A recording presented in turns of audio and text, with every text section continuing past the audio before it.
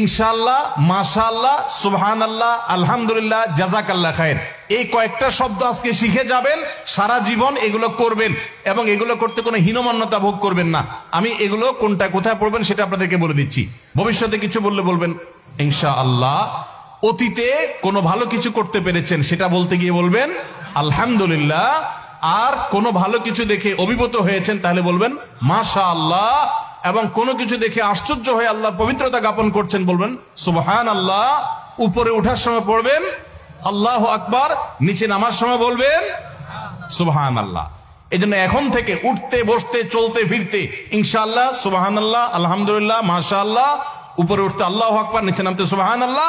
আর কেউ যদি কোনো উপকার করে, এটা হাদিসে আছে, নবী সাল্লাল্লাহু আলাইহি ওয়াসাল্লাম বলেছেন, আপনাকে কেউ একটা উপকার করেছে, একটু কলম দিয়েছে, হাত দিয়ে লিখে আবার ফেরত দিলেন তার কলমটা দিয়ে লিখে, কোনো একটা উপকার কেউ করেছে, তাহলে আপনি তার বিনিময় দিতে চাচ্ছেন কিন্তু এই মুহূর্তে হাতের কাছে কিছু নাই। সবচেয়ে উত্তম বিনিময় হয় যদি আপনি বলে দেন জাযাকাল্লাহু খায়রা।